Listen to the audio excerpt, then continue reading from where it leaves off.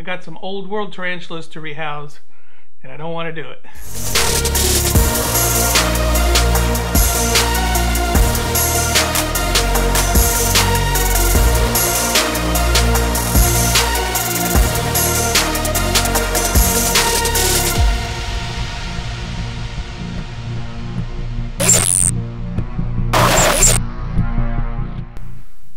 Hello tarantula lovers, I'm Alex and you're watching Tarantula Haven. Today I've got some tarantulas that need rehousing, and they are old world tarantulas and they're very fast and they're very prone to bolting.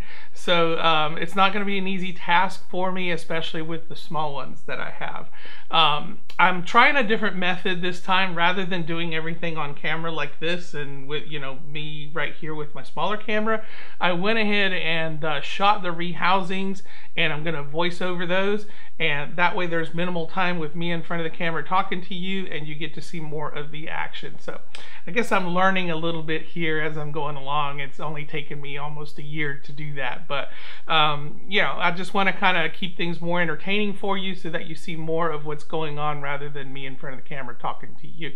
So here's the first rehousing. These are my Ceratogyrus marshalli, and I got them back in December, and they have grown quite a bit. When I first got them, they were about a 1/4 inch to 1/2 inch, and now they're about 1.5 inches. So they really needed some more space, so I had to transfer them to a larger enclosure. So here's the video. Okay, so for the C. marshalli, I had a catch cup ready in case the tarantula decided to bolt. Whoops, I forgot to put that the other way around. And I was prepared for it bolting, but I didn't have a smaller catch cup that I could use for my catch cup method. So I decided to just walk them over. And I knew what to expect. When I first got them, they bolted, and I figured that they would probably do the same thing, but I just figured I'd take my chances and see how well I could do with them and see if I can get them to stay in the new box. Now what I'm doing here is I'm kind of pressing down on the area where it's tunneled underneath the substrate, and it has tunneled completely underneath that substrate. I don't think that substrate is actually touching the bottom of the box there. It's just kind of floating above with all the webbing holding it together.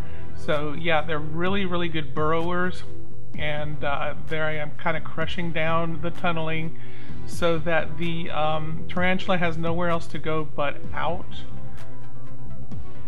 And as you can see, they love being inside of their enclosure. They don't want to get out of there, which is why I didn't use the method that I see Petco use all the time with his slings, and where you put a piece of cardboard or paper above with a hole in it, because it'd be very hard to get them to come out. And this way I figured I could just get them to kind of walk out, and I was hoping that I could get it to just kind of walk over. As you can see there, it's sitting on top of the cork bark, but my big issue is that it's still holding on to the other enclosure, and there it goes. So I managed to get it back, and there's my catch cup, which I probably could have used, but like I said, because it's a rectangular small box, it would have had gaps on the sides, which would have resulted in the spider squeezing through those gaps and bolting anyway. So that's why I decided to try this method.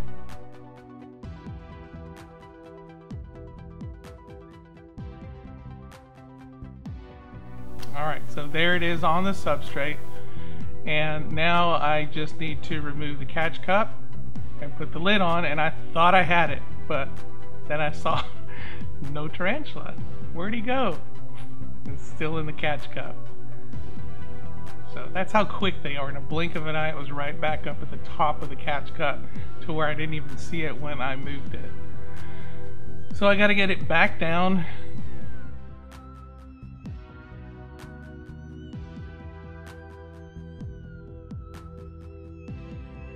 And they don't want to go. They're pretty stubborn. Get down! Trying to tap it down, but they cling on pretty well. Okay, so there we go again. It's on the substrate. And again, it bolts around. So it's out of the catch cup, which gives me opportunity to pull it out. And of course with the lid as a safeguard, and I got it in there.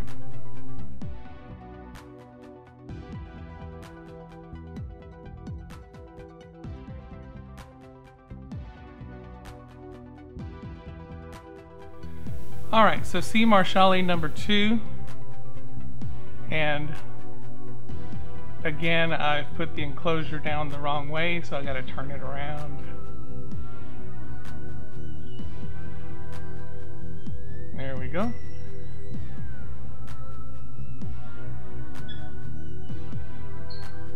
And again I'm going to try the same method.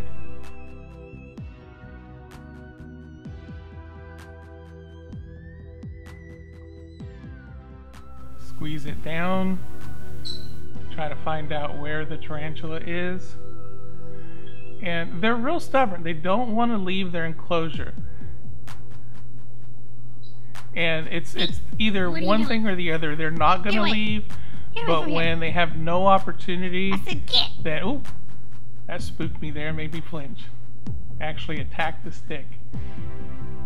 But when they're not given any opportunity to retreat back into their burrow and stay in their enclosure, then they're gonna bolt. That's just the way they are. That's either they're gonna retreat to their burrow and stay in there, and they'll fight for it like you just saw, but when they are forced out, then they will usually take that opportunity to bolt, because obviously they're in danger and they don't want to stick around, so they're going to take off as fast as possible to get as far away from you as they can. Alright, so I got it out.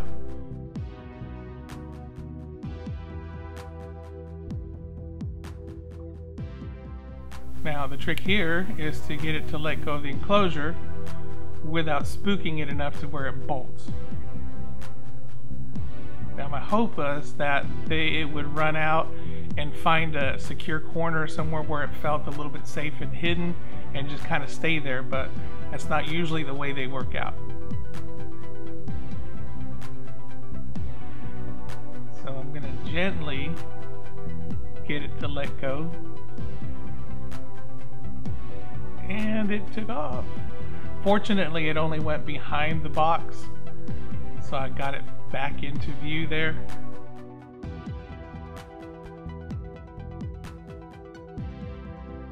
And now the stare down. I'm trying to figure out what to do. I'm letting the tarantula calm down a little bit so that it's not so frightened and anxious to bolt. So I'm just going to let it sit there for a little bit. And once it seems like it relaxes a little bit, like there, it's just kind of walking, then I'll see if I can coax it back out. And again, ran to a corner and just kind of hid there. Alright, so this is what I want. It's in the enclosure, it's on the substrate, but it's got those two little legs hanging on, and that's the big issue there. If you lift that enclosure, it's just going to come with the enclosure because they got these little hooks that just hold on. So I got to get it to let go and go into the enclosure without getting it to bolt. So again, the stare down.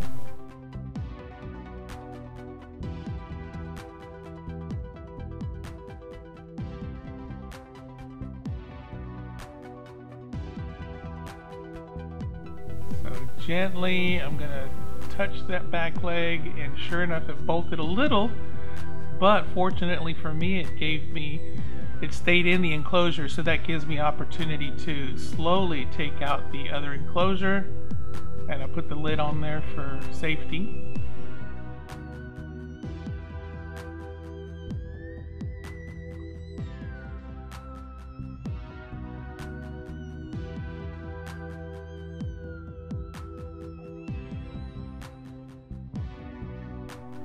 Now I left the lid unsecure because it looked like it had its legs trapped underneath, so I didn't want to mash it, and I waited until it went down.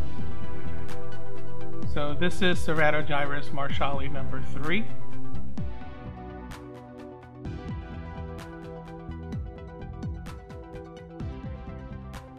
So I've already had one good transfer and one bad one, so I was hoping this one was going to be another good one.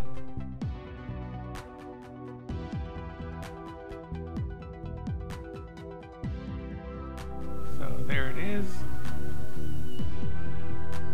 Squeeze out the substrate.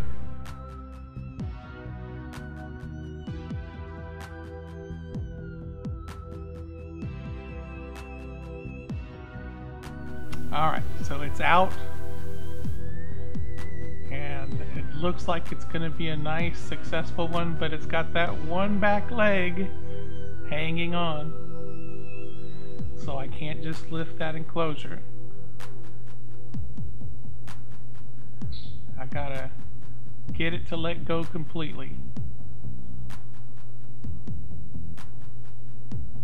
So this is the stare down again.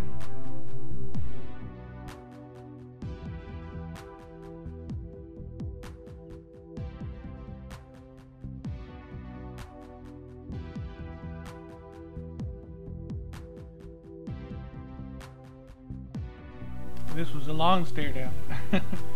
Alright, so right before, yeah, it bolted. So I figured, let me get the catch cup. See you later, sucker! And it took off on me. So yeah, I went and had to get it again.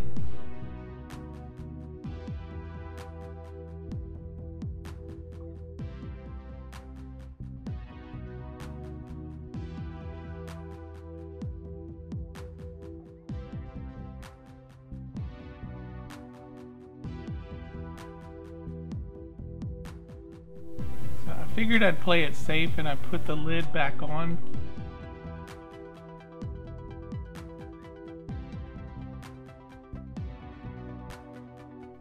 I'm trying to figure out how to get that catch cup out of there without the tarantula bolting and running out. And it actually went right there for my hand, and it kind of wedged itself in between the catch cup and the side of the enclosure. And stupid me, I'm trying to stick a stick in these little holes that are way too small for it.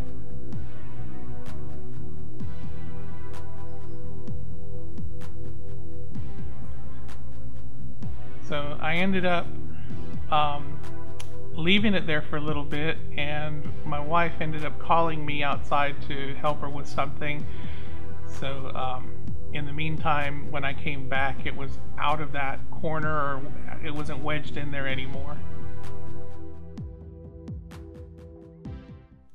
And unfortunately, on that last transfer, I forgot to hit the record button.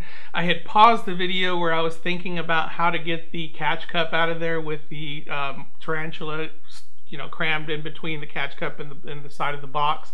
But I did manage to kind of tap it out of there and get it to go to the other side. And then I pulled the catch cup out and everything was fine. So rest assured, he's in there fine. Unfortunately, I just forgot to hit the record button to capture that last little part. To make it up to you, I did have one more transfer that I wanted to show you. And this is not an old world. This is a new world tarantula. This is my Aphonopelma hentzi, which is known as the Texas brown, and it's a very tiny tarantula, but it also needed rehousing, so here's this one.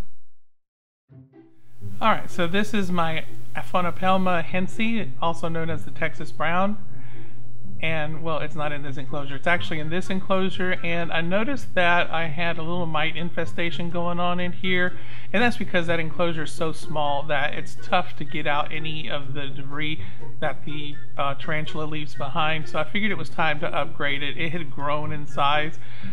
When I got it, it was so tiny, and it's still tiny, but it's pretty much, I would say probably tripled in size from when I got it, at least doubled. So I'm trying to gently kind of coax it out from its little burrow. What are you doing? What's going on? What is it? What? Come on. I'm trying to be very careful not to hurt it. Wow! Hang on. And Okay, look how that's tiny it is. It just fits on the tip of my finger. These guys are such slow growers. Someone told me that I should put them in my will because they're going to outlive me, which is probably true. They grow so slow, and this is probably double or triple the size of when I first got it. So it's been about 6 months that I've had it, so it's only grown that much in 6 months. So it's growing pretty slowly there.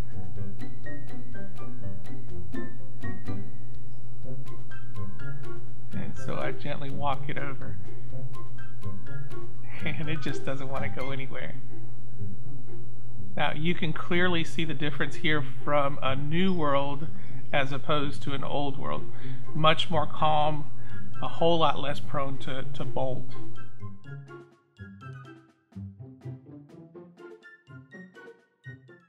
And that little Texas brown cute. Now, last but not least, I got 2 Chilobrachys fimbriatus to transfer, and those are known as the Indian violet. And for this one, I'm using the catch cup method. And this is a method that I adopted from Tom Moran of Tom's Big Spiders.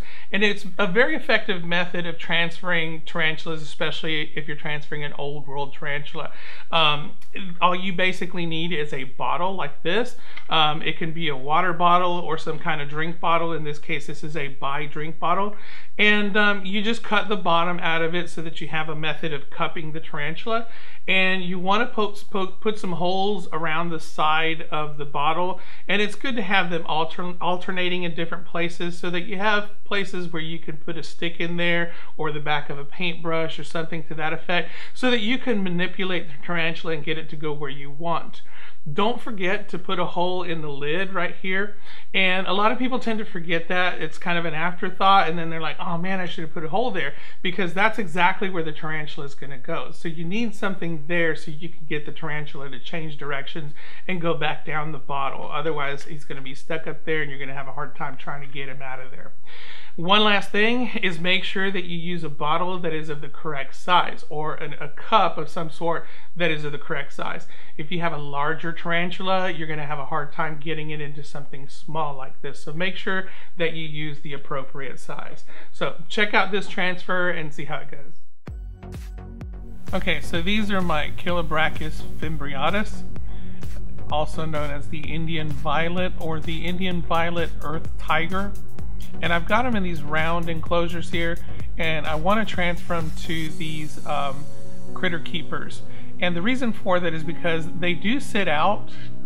If you saw the one just kind of sitting out there, a lot of times I'll find them sitting out on top of the webbing just like this right now.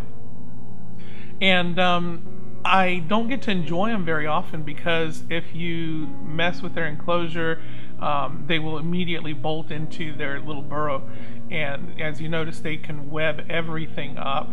So I wanted to put them in a larger enclosure, and I wanted to put them in a clear enclosure so that I can at least enjoy them, because they are a good display animal. They just sit right out in the open, but they are very skittish, and any disturbance will send them running into their burrow and you won't see them for a little bit. So first of all, I got to kind of clean up around, take the water dish out and clean up some of this webbing in here. And I'm not really concerned about it coming out and trying to bite me or anything like that. All it wants to do is get away from me, so it's in its burrow there. And I haven't really experienced any defensive behavior from them. I know they can be if they're cornered, but these guys are very prone to bolt. They're so fast that when they move around, they're real twitchy and fast, that they almost look like they've been sped up, but that's just how fast they move. Now, it has made a U-shaped burrow under there. There is a piece of cork bark, which is why the bottle there doesn't press down very far. So I'm kind of working around the cork bark and getting it to come out, and just kind of tapping gently with the stick behind it to get it to come out and go into the bottle. So once I do get it into the bottle, then I kind of shift over a little bit so that it can't retreat back into its burrow. And now comes the fun part of getting it to go up the bottle.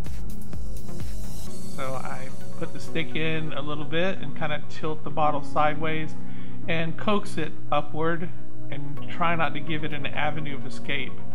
And if it goes as planned, it's going to go straight up to the top of the bottle and hang out right there. Yep, so there it goes.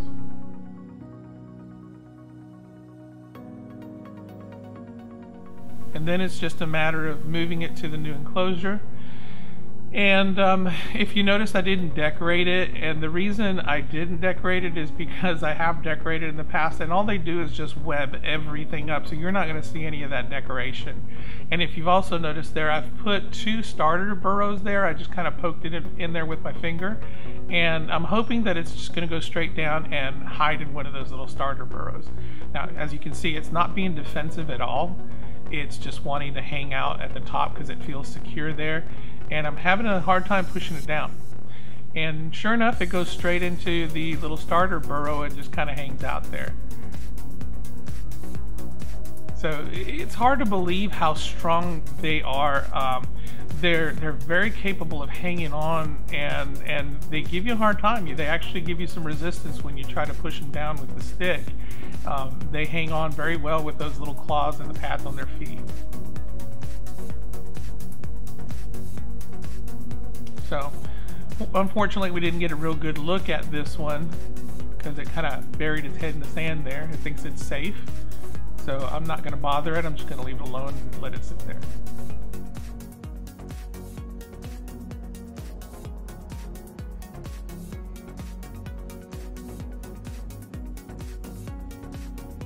Chilobrachys fimbriatus number 2. And I've already taken the watering dish out of this one, and I think I removed some of the webbing too.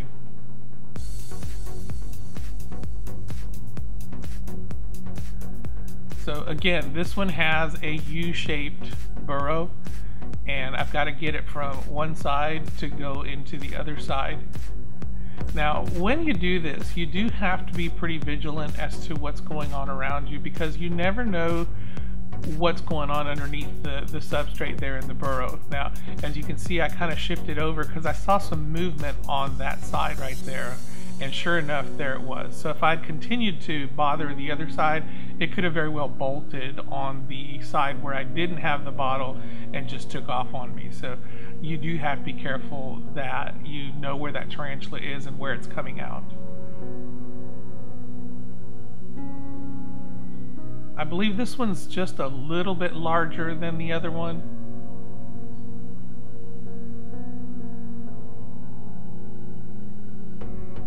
And this one was trying to double back and find a way out, and see how it's kind of sticking its legs out from underneath the bottle. And you have to be real careful with that because you don't want to put pressure down and accidentally crush their legs. Alright, and that's a beautiful specimen right there. So now I got to just transfer over.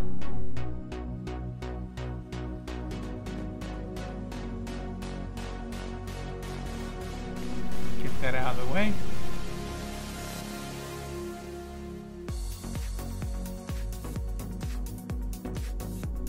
Alright, so same deal here. I've made 2 starter burrows there with my fingers, and I'm going to try to put it over one of the starter burrows just to see if I can get it to go down there and feel secure so that it doesn't try to bolt out of the enclosure. And I hadn't tilted my camera up, so what I'm doing up there is basically pushing down with the stick and trying to get it to go down. But like I said, it's holding on for dear life, and it's giving me some resistance, and it's really hard to push them down when they don't want to go down.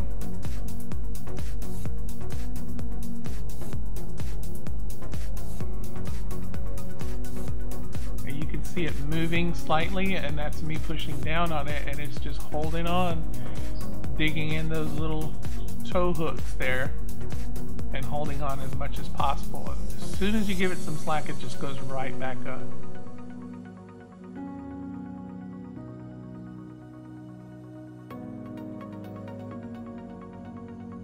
And again, I'm not seeing any defensive behavior here. I'm not seeing any baring of fangs or, you know, lifting its legs in a threat posture.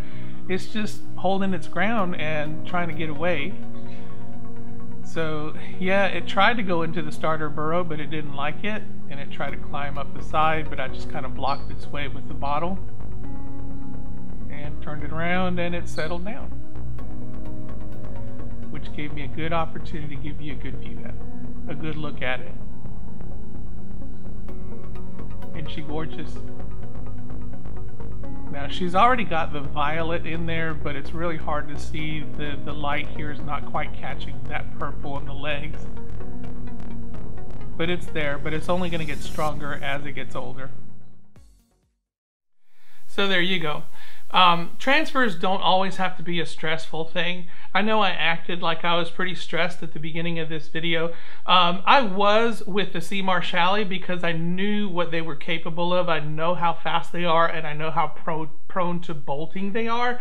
And my method wasn't exactly the best method to do that with them. So I was kind of taking a chance on that one, but I made sure I had a catch cup and I was ready for it because I expected it. It was something that I knew was probably going to happen, and sure enough it happened twice. So you know, they won't always go as smoothly as that second one, and so it's best to be prepared for those kinds of things, and then it won't be such a stressful thing.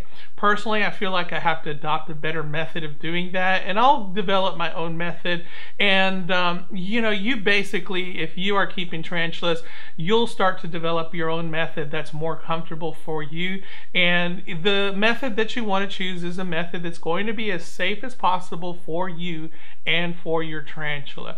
Because, you know, there's nothing worse than having to do something that is going to be a chore, it's going to be stressful, and it's going to be a cause for you to worry about injuring yourself or injuring your tarantula. So, you know, that's why we do this, so that you can learn nice and easy methods, things to have around, and so on, so that your transfers will go as smoothly as possible. So that's it for me today. I hope you enjoyed it. If you did, please give me a thumbs up. If you want to see more, subscribe. If you want to support this channel, I posted a link below to my Redbubble store in the description. Any proceeds from the Redbubble store will go directly to help support and grow this channel. So if you want to help out there, please check it out. Until next time, keep loving them tarantulas.